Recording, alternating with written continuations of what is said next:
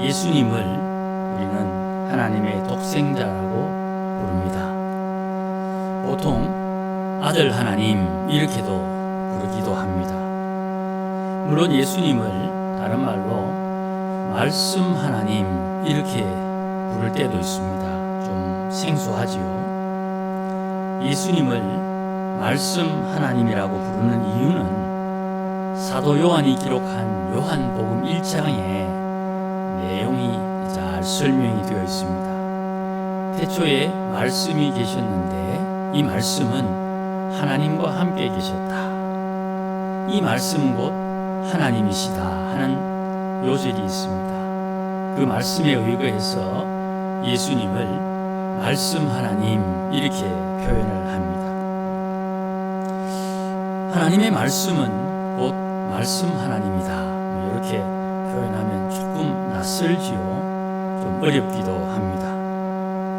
말씀 하나님, 하나님의 말씀은 말씀 하나님이다. 그래서 하나님의 말씀을 들을 때에 이 말씀이 하나님이시기 때문에 우리는 좀 조심해야 됩니다. 설교하는 설교의 내용이 하나님의 말씀이 아니고 기록된 이 성경 말씀을 읽을 때 기록된 대로 오늘 본문에 있는 말씀 하나님의 말씀은 살아있고 하는 이 기록된 말씀을 읽으면 소리를 내면 이 소리가 하나님의 음성 혹은 하나님의 말씀으로 우리에게 들려질 때 그 말씀을 조심해서 대해야 된다는 거예요. 왜냐하면 그저 소리로 듣는 말씀, 성경을 읽어서 듣는 말씀인데 그 말씀이 하나님과 동급이다 이 말입니다. 그래서 하나님의 말씀을 기록한 성경을 읽으면서 여기 기록된 글자가 소리로 읽을 때, 들을 때 하나님을 만나는 겁니다. 그러니 설교의 내용 말고 하나님의 이 말씀 성경을 읽을 때에 이 성경 말씀은 하나님을 대하는 자세로 읽어야 되고 들어야 된다 이 말이죠. 그런데 특이하게 우리 한국 사람들은 우리 동이족 사람들은 경전을 아주 조심스럽게 대하던 우리 선조 때부터 내려오는 어떤 특징이 있어요. 그래서 이 성경을 예수를 처음 믿을 때부터 아주 소중하게 대접했던 우리 선조들이 하나님의 말씀을 대할 때에 경전을 우리 선조들이 대하듯 그렇게 조심스럽고 귀하게 대하면서 이 하나님의 말씀을 듣고 믿음을 가지는 이런 역사가 우리 한국 초대교회 때에 있어요. 사극에 등장하는 어떤 장면입니다. 어떤 대감집에 군졸들이 막 뛰어와가지고 외칩니다. 죄인 아무개는 어명을 받으라 이렇게 말하면 대감이 자리를 펴고 나와가지고 그 군졸이 읽는 편지를 듣게 되지요. 무릎을 꿇고 어명, 임금의 편지를 받는데 그 어명에 아무개 죄인은 사약을 내리노라 뭐 이런 말이 있으면 그 편지가 임금이 적었겠습니까? 임금이 보낸 그 편지를 마치 임금님 대하듯이 받고 임금이 계신 곳을 향해서 절을 하고 그리고 사약을 받는 장면이 종종 사극에 등장하지요. 어명의 소리를 마치 임금의 소리로 듣는다 이 말입니다. 하나님의 말씀을 대하면서 이 말씀을 읽는 소리를 하나님 대하듯 대하는 것 이것이 말씀 하나님을 대하는 자세라는 뜻이에요. 그러니 하나님의 말씀을 혼자 읽더라도 누가 읽어주더라도 그 말씀을 들으면서 눈에 보이지 않지만 하나님을 대하는, 하나님의 얼굴을 보는 듯한 그런 겸손한 자세를 가지고 말씀을 대할 필요가 있어요. 하나님의 말씀으로 하나님께서 우리에게 나타나기 때문이에요. 이게 이해가 되었으면 좋겠어요. 그래야 이 하나님의 말씀을 통해서 우리에게 주시는 구원의 기쁨을 좀 더 실감나게 느낄 수가 있는 것이에요. 오늘은 우리가 익히 아는 것과 조금 다른 설명이 될 수 있습니다. 왜냐하면 오늘 본문에 있는 11절에 이 말씀이 우리가 요절로 외우는 12절과 이렇게 문단으로 연결이 되어 있어요. 우리가 지난 주일 오후에 살폈던 것처럼 지금 안식이라는 말씀을 우리가 집중해서 묵상을 하고 있는데, 이 안식이라는 것이 하나님의 말씀과 이렇게 연결이 돼요. 그래서 갑자기 안식을 이야기하면서 하나님의 말씀이 툭 튀어나옵니다. 안식에 들어가려는 성도는 하나님의 말씀을 듣고 순종하기에 힘써야 한다고 말씀하세요. 듣고 보면 당연한 말씀이지요. 그런데 하나님의 말씀을 듣고 순종하는 성도만 안식에 들어간다. 안식에 들어가려고 하는 성도는 하나님의 말씀을 듣고 순종해야 되는데, 안식에 들어가려는 성도는 하나님의 말씀에 순종하는 자만 들어간다.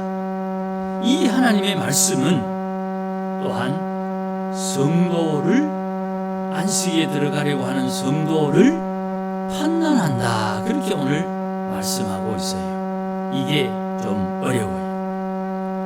하나님의 약속에 따라 순종하는 성도는 하나님처럼 성도도 안식하게 된다. 오늘 읽지 않았습니다만 10절 말씀에 안식에 들어간 사람은 하나님께서 자기 일을 쉬시는 것처럼 그도 자기의 일을 쉰다.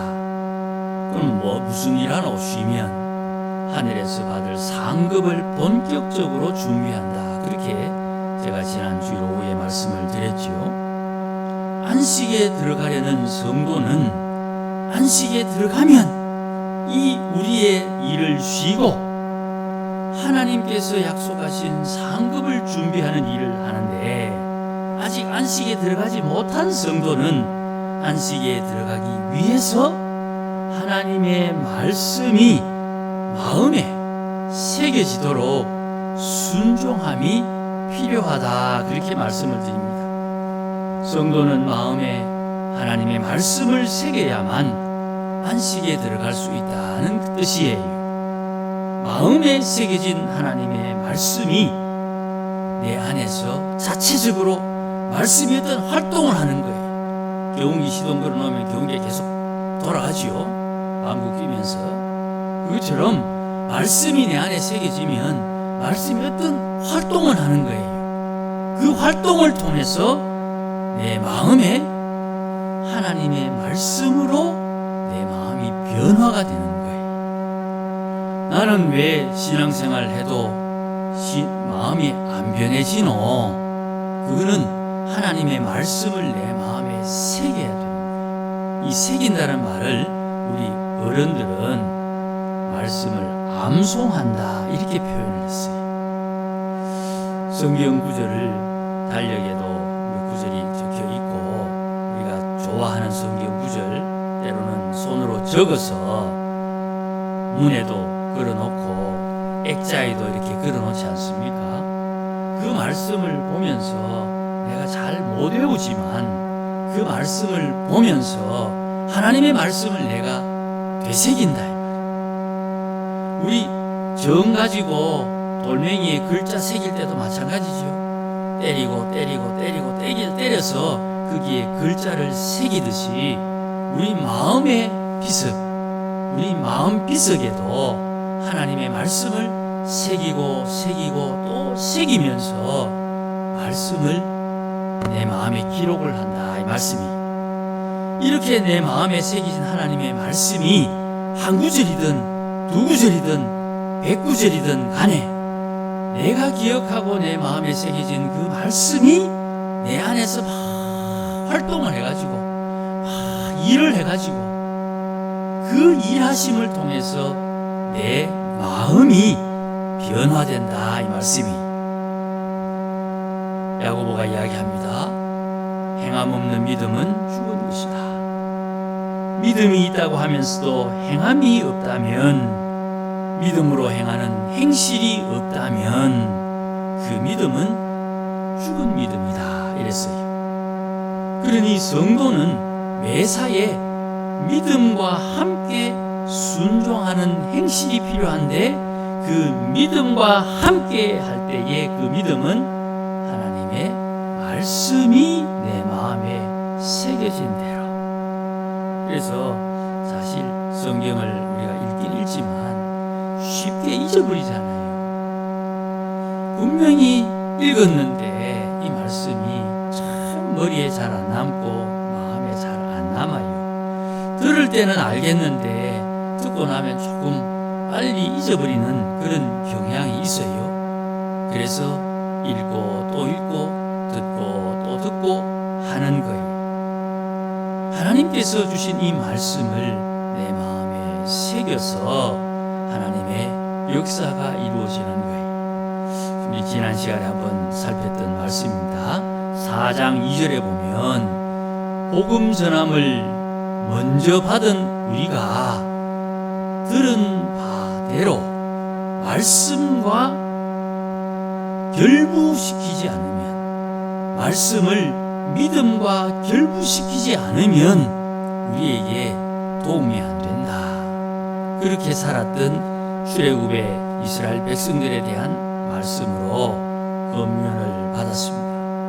그러니 믿음으로 행하는 행실이 성도에게는 반드시 필요한 거예요. 그래서 믿음으로 행하는 행실은 믿음과 함께 일을 하게 되는 것이에요. 그래서 하나님의 말씀을 우리 마음에 새겨두면 이 말씀이 우리의 내 몸에 새겨놓으신 하나님의 질서에 따라 하나님께서 역사하시는 거예요. 하나만 복습합시다. 하나님의 질서 5가지가 있다고 그랬습니다. 하나님과 나와의 관계, 내가 다른 사람과의 관계, 나와 이 피조세계 만물들과의 관계, 내 몸의 질서, 그리고 각 피조세계에 하나님이 만드신 창조물들 안에 새겨놓으신 각자의 본질이 있어요. 그래서 약초는 약초를 통해서 우리의 몸에 유익하도록 쓸 수 있는 하나님의 지혜를 새겨놓으신 거예요. 지난주에 돼지 감자 말린 거 좀 받았습니다. 당뇨에 좋다고. 그래서 제가 맛을 한번 봅시다 해서 했는데 조금 많이 주셔서 제가 받아 놓았습니다. 지금 목련꽃이 한참 피가지고 있지요. 코로나 겪었던 분들, 또 숨쉬기에 힘들었던 분들, 목련 꽃잎을 가지고 만든 차 좀 잡수시면 폐의 건강을 회복할 수 있는 좋은 약재가 됩니다. 그런 약재, 그런 본질들마다 가지고 있는 그것을 잘 활용하면 우리의 몸을 회복하고 건강하게 하는 도움이 되는 거예요. 우리의 몸에 질서가 있어요. 이 질서를 하나님의 말씀이, 오늘 본문 12절 말씀에 하나님의 말씀이 우리의 혼과 영과 관절과 골수를 쪼개어서 회복시켜주는 거예요. 왜 회복시킵니까? 잘 먹고 잘 살으라고? 아니에요. 안식에 들어가라고. 하나님의 안식에 들어가라고 우리의 혼과 영과 골수와 관절을 쪼개어서 회복시켜 주십니다. 하나님께서 우리에게 건강을 주신 이유가 무엇이냐 하면 믿음으로 살라고, 하나님 나라의 상급을 준비하라고, 하나님의 백성다운 삶을 살라고 우리에게 건강을 주시는 거예요. 그 건강을 가지고 하나님의 일을 하라고. 하나님의 일이라는 것은 하나님 일, 하나님 대신하는 걸 말하는 거예요. 권사님들이 다른 분들을 위해서 기도하고, 다른 분들 때로는 신방도 하고, 또 뭐 굳이 신방이라고 하지 않아도 우리 동네 어른들끼리 모여서 안부를 묻고 서로를 걱정해주고 하는 이 모든 일들이 다 믿음으로 기도하면서 일하면, 감당하면 그게 주의 일이 된다 이 말이에요. 하나님의 말씀이 내 마음에 새겨져서 내가 하나님의 일을 할 수 있도록 혼과 영과 관절과 골수를 찔러 쪼개어 거기에 숨어있는 우리의 허물과 죄를 들추어낸다. 다시 설명하기를, 마음의 생각과 뜻, 뜻을 하나님의 말씀이 판단한다 그랬습니다. 우리가 하나님 앞에 설 때마다 우리의 허물들을 다 알고 있죠. 내가 나의 부족함을 아는데 하나님께서 내 부족함을 모르겠습니까? 하나님도 나의 부족함을 아시지요. 내 마음의 생각과 내가 이렇게 행동하는 의도, 저렇게 행동하는 의도, 이렇게 변명하는 의도, 이렇게 해명하는 그 의도를 사람들은 모를 수 있지만 하나님은 아신다는 거예요. 그 하나님의 마음이 내 마음에 새겨진 하나님의 말씀에 의해서 나도 하나님처럼 깨달을 수 있다 이 말이에요. 부끄러운 일이 있고 민망한 일이 있는데 누가 그 일을 다 부끄럽게 여기지 않겠습니까? 그런데도 사람의 마음이 우리가 소위 말하는 양심도 없다 하는 그런 행실을 볼 때 우리도 화가 나지만 하나님의 말씀이 그 사람의 생각, 그 사람의 뜻, 의도를 간파하시고 하나님 앞에 다 드러나게 하신다는 거예요. 전도서 12장 말씀해 보시면 하나님 앞에 숨길 수 있는 것이 없다. 하나님 다 드러내신다. 물론 지금은 안 드러내십니다.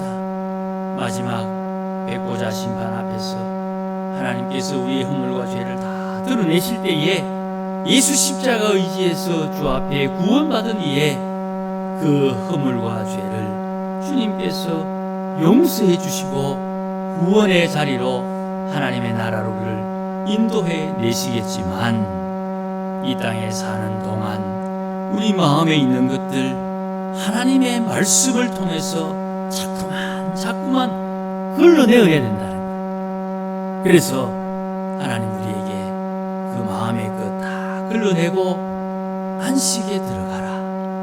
안식을 누려라. 안식에 네 자리를 펴라. 그렇게 우리에게 권면하는 거예요. 율법에 따르면 제사법에 의거해서 희생 제물을 통해 죄를 씻습니다.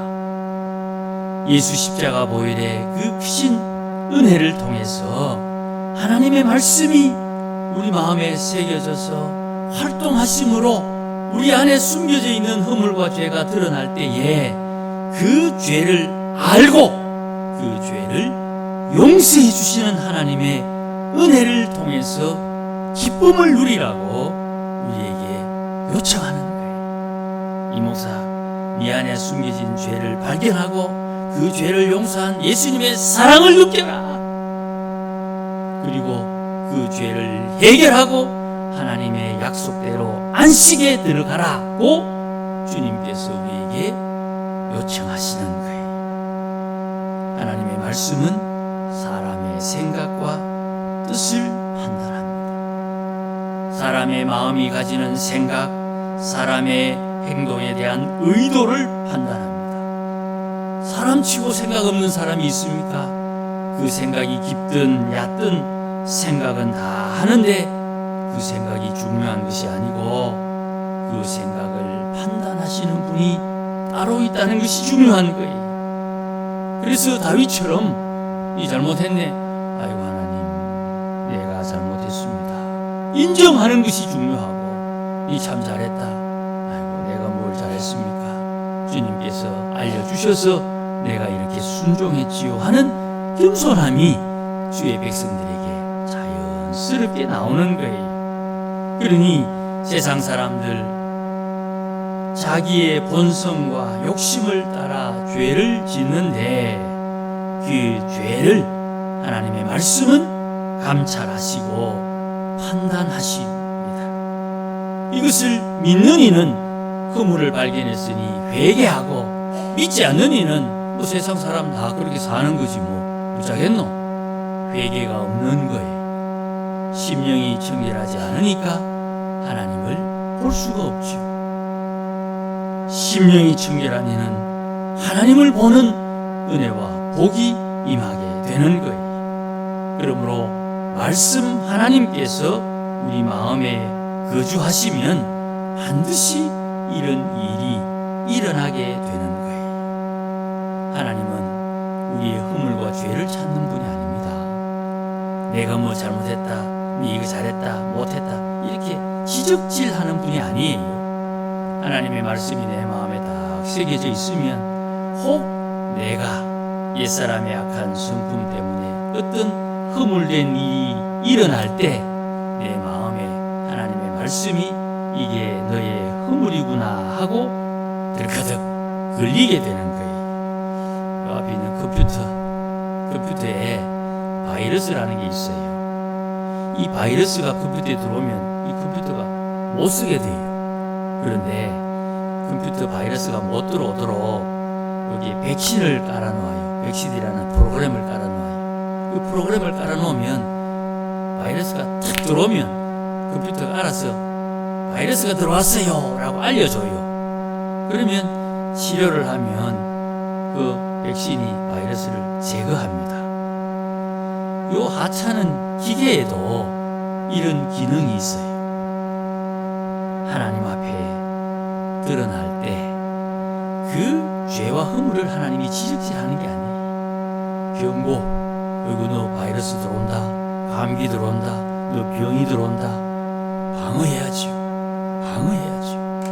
내 마음에 새기신 하나님의 말씀이 우리가 하나님을 멀리 떠나지 않고 하나님과 더 가까이 갈 수 있도록 말씀이 우리를 지켜주고 우리를 보호해주고 하나님 앞에 더 가까이 갈 수 있도록 인도해 주시는 거예요. 그러니 하나님의 말씀을 내 마음에 새기기 위해서 힘쓰는데 하루에 성경 한 장, 두 장, 뭐 너무 바쁘면 한 구절이라도 하나님의 말씀을 가까이 하고 내 마음에 새겨서 하나님께서 예비하신 하늘의 은혜와 복을 누리는 온 교회와 성도들이 되시기를 주의 이름으로 축복합니다. 기도하십시다. 하나님 아버지, 하나님 거룩하시니 우리도 거룩한 삶을 살게 해 주옵소서. 하나님 우리를 사랑해 주시니 우리도 성도들을 사랑하며 살게 해 주옵소서. 하나님 말씀하신 대로 순종하며 하나님 약속하신 대로 하늘의 상급을 준비하는 지혜로운 하나님의 백성들이 되게 하여 주시옵소서. 이번 한 주간도 믿음으로 주와 동행하는 하나님의 권속들이 되도록 역사하여 주시옵소서. 예수님의 이름으로 기도하옵나이다. 아멘. 이제는 우리 주 예수 그리스도의 크신 은혜와 하나님 아버지의 극진하신 사랑과 성령님의 충만하심과 인도하심과 역사하심이 오늘도 하나님의 말씀을 마음에 새기고 말씀에 순종함으로 하나님 예비하신 하늘의 복과 땅의 기름진 복을 누리기를 소원하며 다짐하는 모든 믿음의 권속들 심령 위에, 가정 위에, 일터 위에, 자녀들 위에, 우리 교회 위에 이제로 영원토록 함께 계실지어다. 아멘.